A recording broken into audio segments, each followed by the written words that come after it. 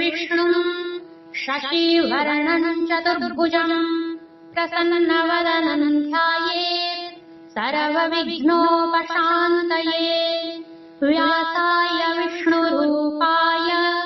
व्यासरूपाय विष्णवे नमो वै ब्रह्मनिधये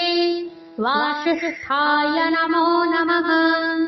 अष्टादशाध्याय। नारद उवाच इत्थम् तद्वचनम् श्रुत्वा धर्मदत्तः विस्मयः प्रणम्यन् दण्डवत् भूमौ वाक्यम् चेदमुवाचः। सुण राजन चूडामणि विष्णुदूतଙ୍କ वाक्य ଶୁଣି ସେ ବିପ୍ରବର ଧର୍ମଦତ୍ତ ପୁଣି ଭୂମିରେ ପ୍ରଣମିତ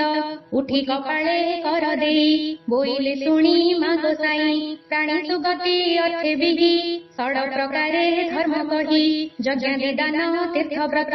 ତପସ୍ୟା ଚନ୍ଦ୍ରାୟଣ ମତ ଏ ବିଧି ଧର୍ମ ଷଡ଼ ଗୁଣେ ଯେ କରେ ସାତ୍ୱିକ ଲକ୍ଷଣେ ବହୁତ ଦିନେ ସିଦ୍ଧ ହୋଇ ଅନ୍ତେ ଅଚ୍ୟୁତ ପାଶେ ଯାଇ ତୁଳସୀ ଜଳ ପ୍ରାପ୍ତି ମାତ୍ରେ କଳମସ ନର ହି ବଗାତ୍ରେ ଏ କଥା ଦେଖିଲି ପ୍ରତ୍ୟକ୍ଷ କଳହା ନାମେ ଶ୍ରୀମୁଛ ଏ ବଡ଼ ଦୁର୍ଲଭ ମହିମା ତୁମ୍ଭେ ସର୍ବଜ୍ଞ ପୁଣ୍ୟ ଆତ୍ମା ଆଉ କି ଦେଖି ଅଛ କାହିଁ ତୁଳସୀ ଘେନି ତପଦାହି ସଂସାର ଯାଇଛନ୍ତି ତରି ତୁଳସୀ ବୃକ୍ଷ ସେବା କରି ଏ କଥା ଦେଖିଥିଲେ କହ ମୋର ସଂଶୟ ମନୁଦହ ବିପ୍ରବଚନେ ବିଷ୍ଣୁଦୂତେ ବୋଲନ୍ତି ଶୁଣ ଏକ ଚିତ୍ତେ ତୁଳସୀ ମହିମା ଯେ ମନ୍ତ କହିବା ତହିଁର ବୃତ୍ତାନ୍ତ ପୂର୍ବେ ଯେ କାଞ୍ଚି ନରପତି ନାମ ତା ଚୋଳ ଚକ୍ରବର୍ତ୍ତୀ ବିଷ୍ଣୁ ଭକତ ପଣେ ରାଜା ଧର୍ମେ ପାଳଇ ଜନ ପ୍ରଜା ଯାବତର ଜୟୀ ବିଦ୍ୟ ତାବତ ଧର୍ମ ଥାଇ ଚିତ୍ତ ଧର୍ମେ ସକଳ ଜନେ ପ୍ରୀତି ଧର୍ମେ ସଞ୍ଚୟୀ ସର୍ବକୀର୍ତ୍ତି ଆତ୍ମାର କାରଣ ନିମନ୍ତେ ବିଷ୍ଣୁ ସେବଇ ଶୁଦ୍ଧ ଚିତ୍ତେ ପୂର୍ବେ ସମୁଦ୍ର ତୀରେ ରାଜା ନିତ୍ୟ କରଇ ବିଷ୍ଣୁ ପୂଜା ପାଷାଣେ ଦେଉଳ ତୋଳାଇ ପାରୁ ସେ ପୋଖରୀ ଖୋଳାଇ ବିବିଧ ତରୁ ଫଳ ପୁଷ୍ପେ ଯତନେ ରୂପୀ ଚାରି ପାଶେ ଗଢ଼ାଇ ସୁବର୍ଣ୍ଣ ପ୍ରତିମା ଅନନ୍ତ ପୁରୁଷ ଉତ୍ତମା ପ୍ରାସାଦ ମଧ୍ୟେ ତାଙ୍କୁ ସ୍ଥାପି ଆଗେ ପୂଜଇ ନାମ ଜପି ନବୀନ ରତ୍ନ ହୀରା ନୀଳା ମାଣିକ୍ୟ ମୁକୁତା ପୋହଳା ବୈଦୁଜ୍ୟ ପଦ୍ମ ରାଗମଣି ମର୍ଗତ ରତ୍ନ ଆଦି ଆଣି ମଣ୍ଡଣି କରି ବିଷ୍ଣୁ ଅଙ୍ଗେ ବସ୍ତ୍ରେ କୁସୁମ ନାନା ରଙ୍ଗେ ବିବିଧ ଉପହାର ବାଢି ପୂଜା କରଇ ସ୍ତୁତି ପଢି ଗନ୍ଧ ଚନ୍ଦନ ଧୂପ ଦୀପେ ସଂଯୋଗୀ ଶ୍ରୀ ହରି ସମୀପେ ପୂଜା କରଇ ଶୁଦ୍ଧ ମନେ ଆଜ୍ଞା ମାଗଇ ପ୍ରତିଦିନେ ହେ ପ୍ରଭୁ ପରମ ଈଶ୍ୱର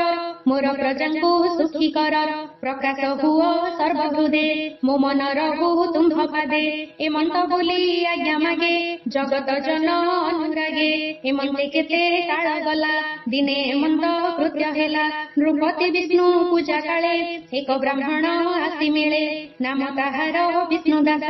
ସେହି ନଗରେ ତାର ବାସ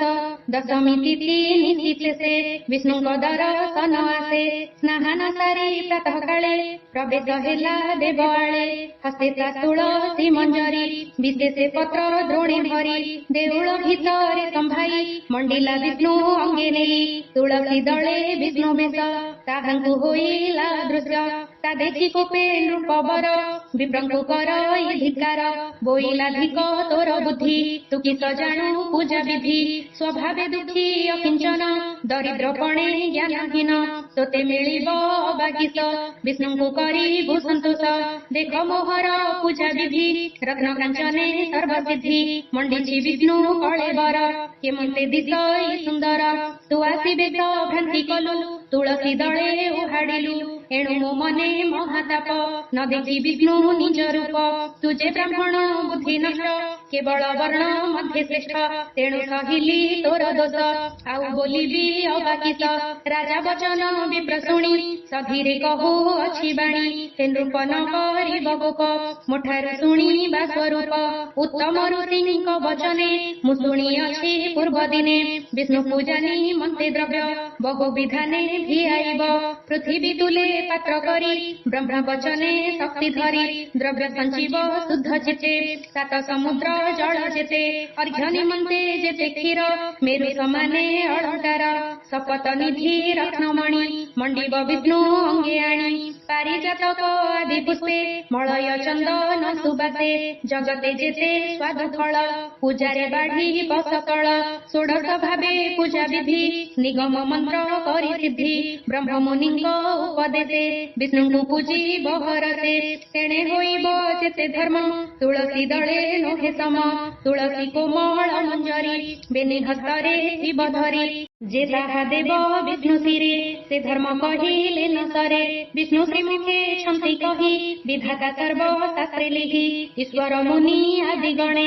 ପ୍ରକାଶ କଲେ ଜଣେ ଜଣେ ତେଣୁ ପ୍ରସିଦ୍ଧ ଏ ତୁଳସୀ ଗୋବିନ୍ଦ ପୂଜାରେ ପ୍ରଶଂସୀ କେବେ କଥା ନୋହେ ମିଛ ତୁ ରାଜା ଗୁରୁ ଦ୍ୱାରେ ପୁଛ ହେମନ୍ତ ବ୍ରାହ୍ମଣ ବଚନେ ରାଜା କହଇ କୋପ ମନେ ତୁ ବିପ୍ର ନିଶ୍ଚେ ବଡ଼ ଦୁଷ୍ଟ ମୋତେ କରାଉ ଆସିରୁଷ୍ଟ ଏ ମୋର ଧର୍ମ କେତେ ଯେତେ ପ୍ରକାଶ ହେଉଛି ଜଗତେ କେହା ସଂଖ୍ୟା କରିପାରି ତୁ କାହୁଁ ମୋର ସଙ୍ଗେ ସରି ତୁଳସୀ ବୃକ୍ଷ କେତେ ରୋପି ଆପେ ବୋଲାଉ ଅଛୁ ତପି ଆପଣା ଗୁଣ କହୁବନ୍ତି ମୋର ଅଶେଷ ଧର୍ମ ନିନ୍ଦି ଏ କଥା ପୁଛି ନ ବୁଝିବା ଚାଲ ଉତ୍ତମ ସ୍ଥାନେ ଯିବା ମୋ ଗୁରୁ ମୃଦୁ ଗଲ ଋଷି ସର୍ବଦା ଗୟା ତୀର୍ଥବାସୀ ତାଙ୍କ ସଙ୍ଗତେ ବିପ୍ରଗଣେ ଅଛନ୍ତି ବୈଷ୍ଣବ ଗହଣେ ଜାଗ ସମ୍ପାଦି ଧର୍ମ ବାଟେ ଅଛନ୍ତି ଗଙ୍ଗା ନଦୀ ତଟେ ସେଠାରେ ଧର୍ମ କର୍ମ ବିଧି ପ୍ରଚ୍ଛନ୍ନ ହେଉ ଅଛି ସିଦ୍ଧି ତାଙ୍କ ନିକଟେ ଚାଲ ଯିବା ଏ କଥା ତାଙ୍କୁ ପଚାରିବା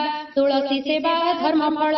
ଆଉ ଯାବତ କରି ଠୁଳ କେଥେ ଗୁରୁ ଲଘୁ ହବା ବିପ୍ର ଗୋଷ୍ଠୀରେ ପଚାରିବା ହେମନ୍ତ ବୋଲି ନୃପମଣି ବିପ୍ରଙ୍କୁ ସଙ୍ଗେ ସଙ୍ଗେ ଆଣି ସେଦିନ ନିଜ ପୁରେ ରହି ପ୍ରଭାତୁ ଗଲେ ପଥ ବାହି ତୃତୀୟ ଦିନ ଅବଶେଷେ ମିଳିଲେ ଗଦା ଧର ଦେଶେ ଦେଖିଲେ ଗୟା ନଦୀ ତୀରେ ଦକ୍ଷିଣ କୂଳ ବନ ଘୋରେ ବହୁତ ଶିଷ୍ୟ ଗଣ ତୁଲେ ଯଜ୍ଞ କରନ୍ତି ମୃଦୁ ଗଲେ ବହୁତ ସମ୍ଭାର ଭିଆଇ ନିରତେ ଅନ୍ନ ଦାନ ଦେଇ ବିବିଧ ବନ ମନୋହର ନିର୍ମାଣ ଧର୍ମଶାଳାପୁର ଯଦି ବୈଷ୍ଣବ ବୃନ୍ଦ ମିଳେ ତୁଳସୀ ବନ ପ୍ରତିପାଳି ଦିଅଇ ନାନା ଉପହାର ବିଷ୍ଣୁ ସେବାରେ ତତ୍ପର ତୁଳା ମକର ମେଷ ମାସ ଶ୍ରୀ ଏକାଦଶୀ ଉପବାସ ଏ ଧର୍ମ ମାନ କହି ମୁଖେ ଦିନ ବଞ୍ଚନ୍ତି ଅତି ସୁଖେ ତା ଦେଖି ଚୋଳ ଚକ୍ରବର୍ତ୍ତୀ ଆନନ୍ଦେ ଚାହିଁ ଚୌକତି ସେ ବିଷ୍ଣୁ ଦାସ ଦ୍ୱିଜବର ମନେ ଚିନ୍ତାଇ ଚକ୍ରଧର ଆନନ୍ଦ ଯଜ୍ଞ ସ୍ଥାନ ଦେଖି ରାଜା ସହିତେ ଚିତ୍ତେ ସୁଖୀ ସୁମରି ଗୁରୁ ଉପଦେଶ କହନ୍ତି ମହାଦେବ ଦାସ ସକଳ ଲୋକ ଚିନ୍ତ ହରି ଭବସାଗରୁ ଜୀବ ତରି ଇତି ଶ୍ରୀ पद्मपुराणे उत्तरखण्डे कार्तिकमाहात्म्ये चोळराज विष्णुदास संवादे नाम 18 अध्यायः।